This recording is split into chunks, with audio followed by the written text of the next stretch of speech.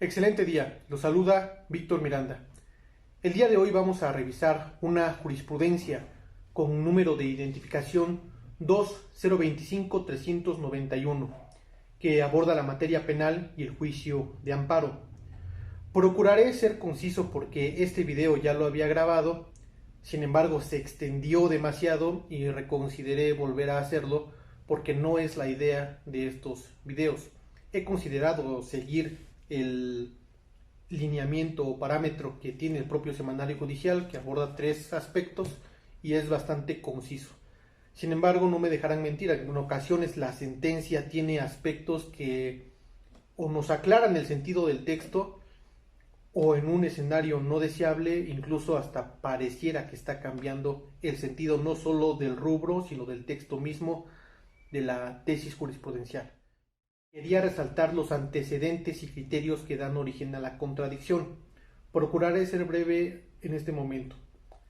Dejaré también en la descripción un fragmento del artículo 26 de la Ley de Amparo que va a ser objeto de estudio de la contradicción para que lo puedan ir revisando con especial atención al uso que se da de las comas y al uso que se da de las conjunciones, porque va a ser materia de debate.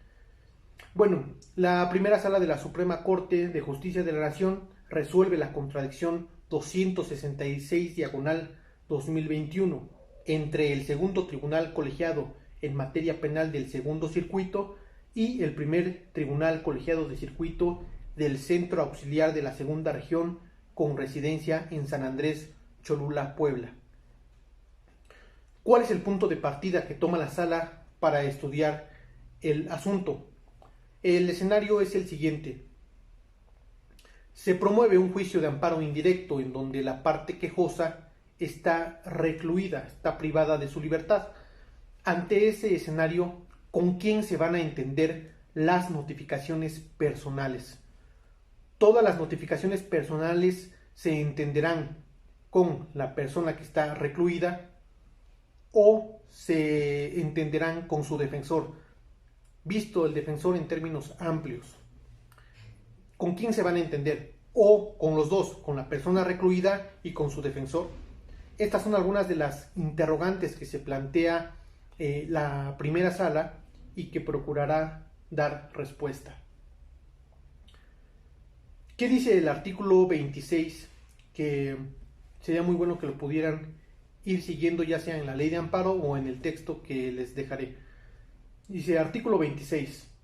Las notificaciones en los juicios de amparo se harán, fracción 1, parafraseando un poco. Las que sean en forma personal se harán de la siguiente manera.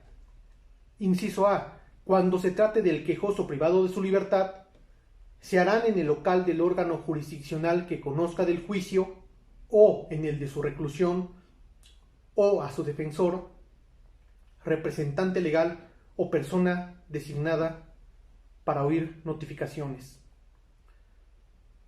¿Cómo se da origen a la contradicción? Es el colegiado del segundo circuito quien denuncia la posible contradicción al resolver un recurso de queja, sería el recurso de queja 176/2020, entre él y el colegiado del centro auxiliar en el amparo en revisión 332/2018. La denuncia de contradicción se presentó ante el Pleno en materia penal del segundo circuito, se admitió, sin embargo, después se advertía que era necesario ver a quién había apoyado el tribunal auxiliar y en este caso resultó que estaba apoyando en el dictado de la sentencia al tercer tribunal colegiado en materia administrativa del segundo circuito. Es decir, se trataba entonces de tribunales especializados en diferente materia con residencia en un mismo circuito, razón por la cual se declina la competencia en favor de la Suprema Corte. La Corte se declara competente en acatamiento y por virtud a que la contradicción se inició con anterioridad a la reforma de la Ley de Amparo del 7 de junio de 2021 y por el tema de fondo que es en materia penal, será la primera sala quien conozca del asunto. Yo quería ver este tema del los asuntos de competencia, porque a veces es complicado estudiar las reglas de competencia directamente en la ley de amparo. Aquí me había llamado la atención que se desarrolló una contradicción de criterios entre lo que pareciera un tribunal en materia administrativa y un tribunal en materia penal. Pero como vimos, el tribunal en materia administrativa solicita apoyo al tribunal auxiliar para el dictado de la sentencia y ahí se da la contradicción. No obstante, se tenía que seguir observando que el tribunal de origen pues era en materia administrativa, razón por la cual el asunto llega al conocimiento de la primera sala de la Suprema Corte de Justicia. Bueno, aquí tenemos un ejemplo de estos asuntos de competencia que a veces se complican. Bueno, revisemos en resumen los criterios contendientes. El Tribunal Colegiado del Segundo Circuito se relaciona con el tema por lo siguiente. Se promueve una demanda de amparo indirecto, teniendo como autoridad responsable a diversas del penal del Cerezo Santiaguito en el Estado de México. Esto con motivo de una orden de traslado. Hasta ahí todo está normal. El juez sexto de distrito en materia de amparo y juicios federales admite la demanda y determinó de inmediato que las notificaciones hasta ese momento pues se realizaran en el centro de reclusión, haciendo una prevención al quejoso para que nombrara un abogado particular o tuviera un defensor de oficio. El quejoso responde esta prevención solicitando precisamente un defensor de oficio. Se le asigna una defensora, misma que solicitó que las notificaciones personales dirigidas al quejoso se practicaran en el lugar de la reclusión y por oficio a la defensa. Es decir, está solicitando, digámoslo así, un doble ejercicio de notificación. Razón por la cual el juez de distrito determinó que todas las notificaciones que fueran de carácter personal se debían entender con la Defensoría Pública. Razón por la cual la defensa del quejoso interpone un recurso de queja, cuyo conocimiento lo tuvo precisamente el segundo tribunal colegiado en materia penal del segundo circuito. ¿Cuál es el criterio del segundo tribunal colegiado en materia penal del segundo circuito? Este tribunal colegiado estima que el artículo 26, fracción 1, inciso A de la ley de amparo se debe interpretar de manera alternativa, es decir, las notificaciones personales se deberán entender con el quejoso privado de su libertad o con su defensor, como habíamos dicho, defensor en términos amplios, con cualquiera de los dos, pero uno u otro. Mi percepción cuando leí la sentencia es que el tribunal resalta el papel del defensor, es decir, resalta el hecho de que si alguien va a tener una defensa, pues con él se pueden entender las notificaciones y lo fundamenta debidamente. Sin embargo, también no se hace una distinción entre que la defensa sea pública o privada. La solicitud de la defensa pública de que las notificaciones personales, tanto a la defensa como a la persona recluida, el tribunal lo percibe como un posible obstáculo a lo que se prevé sea un procedimiento judicial sencillo y breve, como se ha dicho debe ser el juicio de amparo al momento de tutelar derechos humanos y garantías. Esto haciéndolo con fundamento en el artículo 17 constitucional en relación con los diversos 8 y 25 de la Convención Americana de Derechos Humanos. Muy interesante esta observación, ver que este doble ejercicio de notificación estaría yendo en contra de la naturaleza de un procedimiento judicial sencillo y breve. En este caso, lo que se busca con el juicio de amparo o lo que se busca sea el juicio de amparo. Muy bien. También pone de manifiesto que es obligación de la defensa pues mantener informado al recluso de su situación legal. Esto lo pedía la defensa pública al parecer alegando una falta de presupuesto para poder estar yendo al centro de reclusión y poder mantener informado así al quejoso. Sin embargo, pues el tribunal, con fundamento en las propias leyes de la Defensoría, expone que al momento de aceptar el cargo es su obligación cumplir con el ejercicio del mismo, y entonces pues tendrá que acudir a mantener informado al quejoso al tiempo que se ocupa de la defensa en los tribunales. Muy bien. Y algo muy importante, este tribunal no soslaya que hay actuaciones procesales que corresponden a actos personalísimos del quejoso. Es decir, que sin duda alguna se tendrán que entender con la persona, en este caso recluida. Y dice, bueno, no se va en contra de esto porque el contenido del acuerdo impugnado pues no prevé dicho alcance, no prevé que incluso esas notificaciones para actos personalísimos también deban entenderse con la defensa. Y sin dejar de señalar que el legislador, comenta este tribunal, usó la disyuntiva o en lugar de la conjunción copulativa y, que da una interpretación distinta a este artículo de la ley de amparo. Hasta ahí la postura del segundo tribunal colegiado que estamos viendo.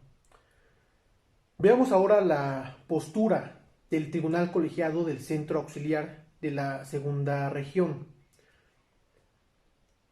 En este caso, el asunto se origina por un amparo indirecto promovido contra actos del director del Centro Médico Toluca, cuyo acto reclamado se expresó en los siguientes términos. Se reclama la incomunicación, omisión de atención médica y o peligro de vida, actos inhumanos y o denigrantes en contra de una persona en específico. El juez de distrito, al conocer de este asunto, decide en la sentencia sobreseer el juicio. No se explica por qué sobresee el juicio. El quejoso entonces promueve, en este caso, recurso de revisión, cuyo conocimiento, como habíamos mencionado, conoció el tercer tribunal colegiado en materia administrativa del segundo circuito. Sin embargo, pide ayuda para el dictado de la sentencia y por esto conoce el tribunal auxiliar que hemos comentado. El tribunal auxiliar resolvió en el sentido de revocar la sentencia recurrida y reponer el procedimiento con base en lo siguiente. En suplencia de la deficiencia de la queja, declaró fundado un agravio en donde el quejoso se inconformó sobre la omisión de notificarle personalmente una prevención relativa a si era su deseo ampliar su reclamo a una autoridad no designada, así como la omisión de diversas notificaciones personales con proveídos de relevancia. Máxime dice que en la demanda de amparo se había señalado como domicilio precisamente el centro de reclusión. Este tribunal resalta el estado de vulnerabilidad de las personas privadas de su libertad y cómo esto merma su capacidad defensiva. Entre sus argumentos cita también una jurisprudencia de la segunda sala de la Corte que pone de manifiesto, al estudiar la ley de amparo abrogada, la facultad discrecional de los jueces de distrito para ordenar notificaciones personales. De hecho, en este apartado y por este tribunal hay varios argumentos, incluyendo una interesante observación gramatical. Me llamó mucho la atención a mí este aspecto. Dice, el tribunal auxiliar señala, el legislador, luego de establecer al destinatario de esta forma de notificación, la notificación personal, utilizó una coma a manera de una simple pausa, con la función que corresponde a los dos puntos. Esto porque en realidad ese signo introduce una enumeración explicativa, es decir, sobre la manera en que puede materializarse el escenario de la notificación personal. Partiendo de esto, señala, el legislador introdujo dos supuestos independientes y no una serie de opciones para notificar al quejoso privado de la libertad. Y estas dos opciones son realizar la notificación personal, 1, en el local del órgano jurisdiccional que conozca del juicio, y 2, en el de su reclusión o a su defensor, representante legal o persona designada para oír notificaciones. Únicamente esos dos escenarios. En relación con esta última opción, estima que puede entenderse como una disyunción o como una obligación para el juez de notificar tanto al quejoso como a su defensor. Creo que el tribunal auxiliar está leyendo esto de la siguiente manera, para lo cual voy a parafrasear y repetir un poco. Diría que la realización de la notificación personal puede hacerse 1. En el local del órgano jurisdiccional que conozca del juicio, y 2. En el lugar de su reclusión. En este segundo supuesto, ya sea a su defensor, representante legal o persona designada para oír notificaciones, dando por hecho que la notificación personal al recluso debe hacerse. Algo nos está tratando de decir este tribunal auxiliar y es complicado un poco de repente entenderlo, pero es muy interesante. De hecho, su criterio da origen a una tesis de la 10ª época que se reiteró en 2 ocasiones más, estableciendo en su rubro lo siguiente, ya de manera más clara y tajante. Notificaciones personales en el juicio de amparo indirecto a los quejosos privados de su libertad. El juez de distrito debe ordenar que se realicen tanto a estos en el centro de reclusión respectivo como a quien en el sumario constitucional tenga asignada su defensa. Interpretación pro persona del artículo 26, fracción 1, inciso A de la Ley de Amparo. Efectivamente, el tribunal acude al principio pro persona ante la diversidad de interpretaciones que se puede dar a la ley, estima que esta interpretación es la que más le beneficia al quejoso en este supuesto. Declinándose entonces por la determinación, la interpretación que obliga al juez de distrito a ordenar ambas notificaciones. Aquí ya entonces podemos ver la diferencia de criterios entre uno y otro. El segundo tribunal colegiado estima que se deberá hacer la notificación personal al recluso o a su defensor, mientras que el tribunal auxiliar está diciendo claramente, con fundamento en una interpretación por persona, que se debe realizar la notificación de carácter personal a ambas partes. Bueno, la sala procede a estudiar la existencia de la contradicción y estima que hay puntos en los que coinciden los tribunales, por ejemplo, que ambos resaltan el estado de vulnerabilidad de la persona que está recluida y que como esto pues no le da la misma posibilidad de enterarse de lo que está pasando en el juicio. Por lo que yo vi en la sentencia, quien resalta más esto es el tribunal auxiliar. Hay un punto de choque, dice la sala, sobre la forma de interpretar la conjunción o que prevé el artículo 26, fracción 1, inciso A de la Ley de Amparo. Es cierto, es más digerible ver y entender que la contradicción se da por esta interpretación sobre la letra O, sobre la conjunción O. Sin embargo, a mí también me había llamado, si lo vemos desde el aspecto gramatical, las observaciones que hace el tribunal auxiliar respecto al uso de la coma, por ejemplo, en sustitución de los dos puntos, cómo esto nos pone claridad respecto a que no hay una serie de supuestos, sino que solamente son dos. Incluso a mí me ayudó mucho a entender ese aspecto. Solamente son dos puntos los que se tratan. Sin embargo, también el tribunal auxiliar, al hacer estas observaciones muy interesantes en materia de gramática, pues sí menciona que el legislador actualmente pues no está poniendo mucha atención en este aspecto. Bueno, no obstante a todas estas cuestiones, la pregunta que se formula a la sala para el estudio es la siguiente. Dice, las notificaciones personales a la parte quejosa que se encuentra privada de la libertad deben realizarse de manera conjunta a la persona recluida y a su defensor. Las consideraciones y fundamentos de la sala partirán de analizar el derecho de acceso a la tutela jurisdiccional efectiva y su relación con las personas privadas de su libertad. Después estudiará las notificaciones personales y cómo éstas se deben realizar a la luz de la ley de amparo. Finalmente, establecerá el criterio que debe prevalecer. Bueno, ojalá puedan leer la sentencia y hacer sus observaciones para que, si yo estoy diciendo alguna interpretación propia, me digan si lo estoy interpretando precisamente de la manera correcta o si hay algo que corregir. Me pareció muy interesante la sentencia, aunque no mucho el final. Veamos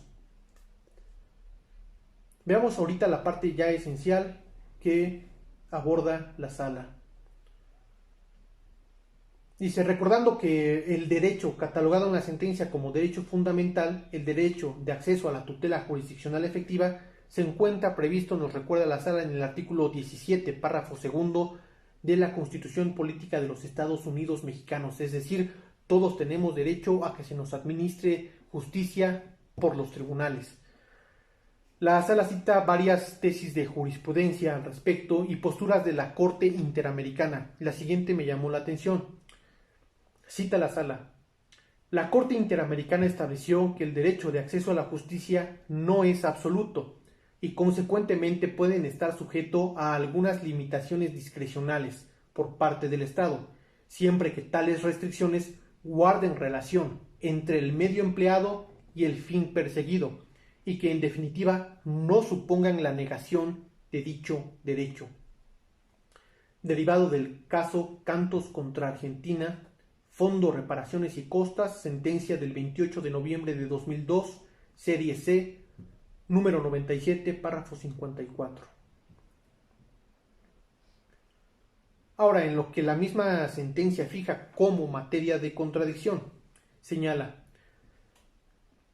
la primera sala, al resolver el amparo directo en revisión 1080/2014, señaló que en el derecho de tutela jurisdiccional efectiva se deben observar los principios pro actione y el principio pro persona, lo que implica que los órganos jurisdiccionales están obligados a resolver los conflictos que se les plantean sin obstáculos o dilaciones innecesarias.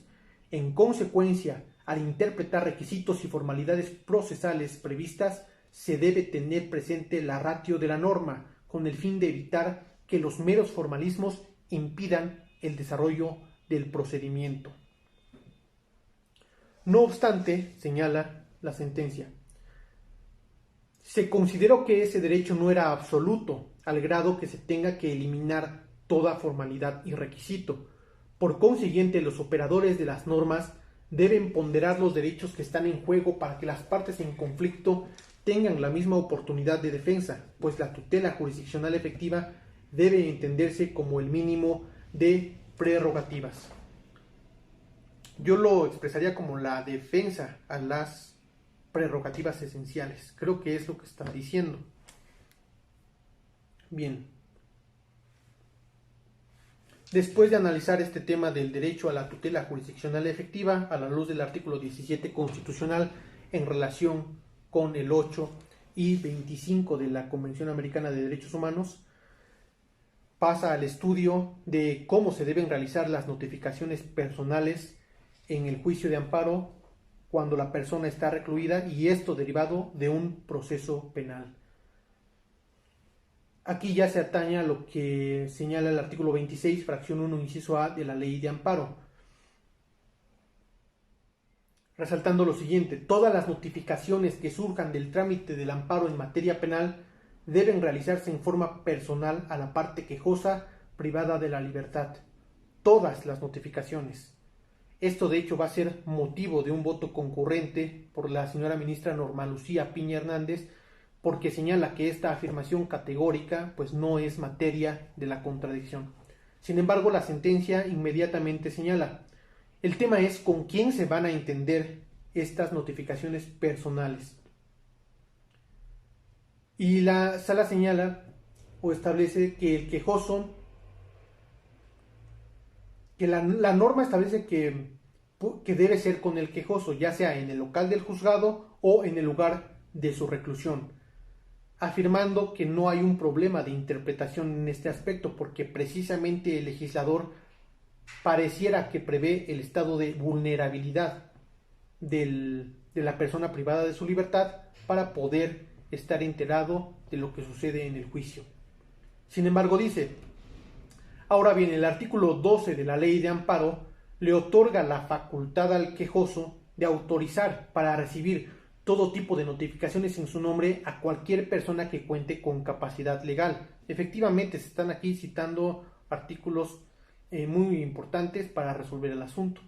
Asimismo, el artículo 24 de la Ley de Amparo da la posibilidad al quejoso de autorizar a cualquier persona con capacidad legal exclusivamente para oír notificaciones, incluso las de carácter personal, e imponerse de los autos.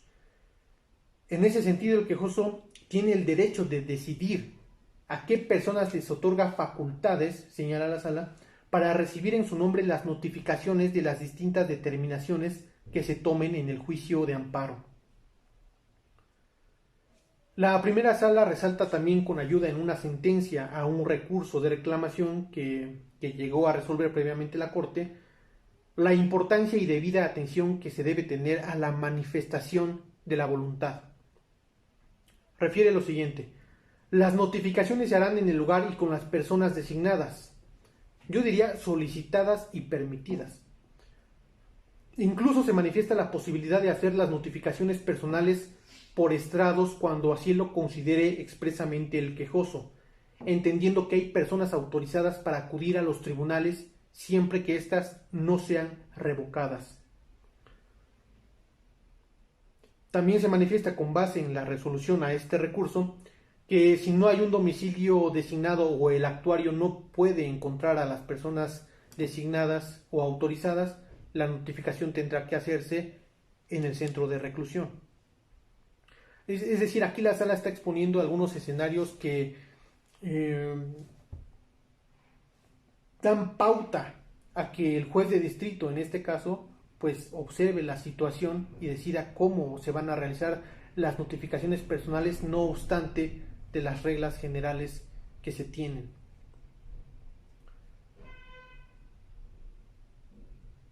Bien. Ahora, la cuestión gramatical. La primera sala considera que la conjunción o analizada efectivamente tiene una función disyuntiva, permitiendo que la notificación personal al quejoso se haga en el local del juzgado o centro de reclusión, o bien que se pueda entender la diligencia con su defensor, representante legal o autorizado.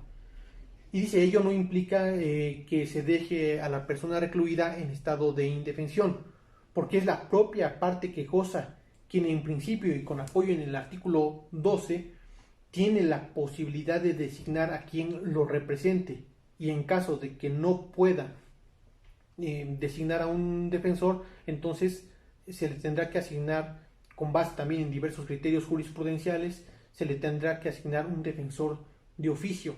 Y resalta aquí que yo creo que por esto surgió todo. Resalta que quien asuma el papel de defensor pues tendrá que cumplir con todas las obligaciones inherentes al cargo. Como digo, yo creo que aquí surgió el problema, ¿no? De que la Defensoría Pública hacía la solicitud en base, yo creo que con cierto fundamento, en que no hay presupuesto para la Defensoría Pública. Sin embargo, pues se le deja claro que no lo exime de la obligación que adquiere al adquirir la defensa de la persona que en este caso está privada de su libertad.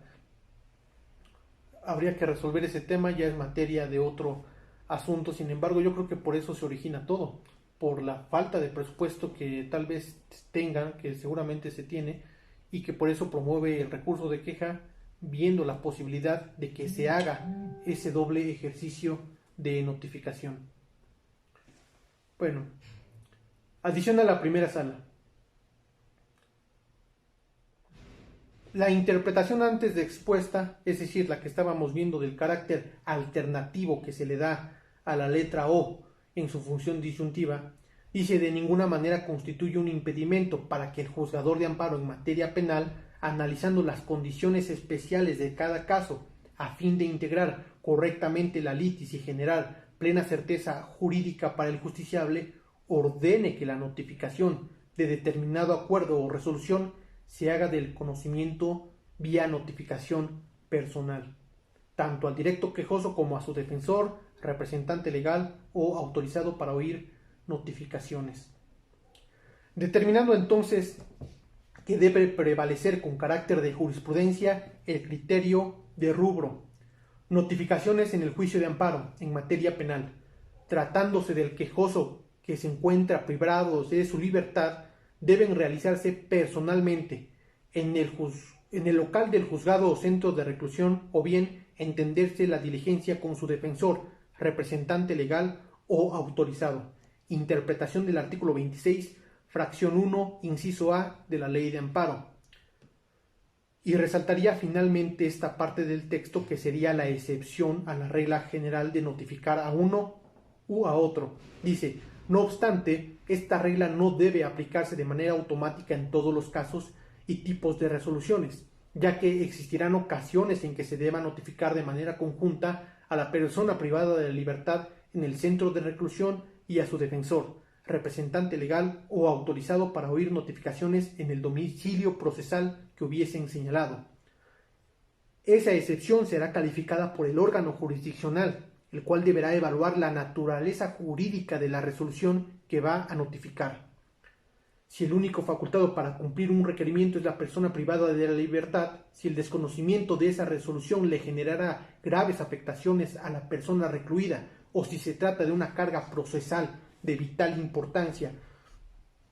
relevancia para el trámite y resultado del juicio, en cuyo caso se debe optar por notificar a ambos para generar certeza jurídica para el justiciable. Así termina esta jurisprudencia. Hay que atender al criterio del señor juez y ver las posibilidades que se pueden dar. Entonces, como resumen, se puede notificar como regla general es a uno o a otro, y como excepción se verá la posibilidad de notificar tanto al defensor como a la persona recluida. Creo que eso sería todo. Los invito a ver también los anteriores videos. Creo que este video duró un poco menos. Voy a procurar seguir el orden que establece en resumen el semanario judicial para que los videos puedan ser más breves. Sin más, nos vemos en el siguiente video.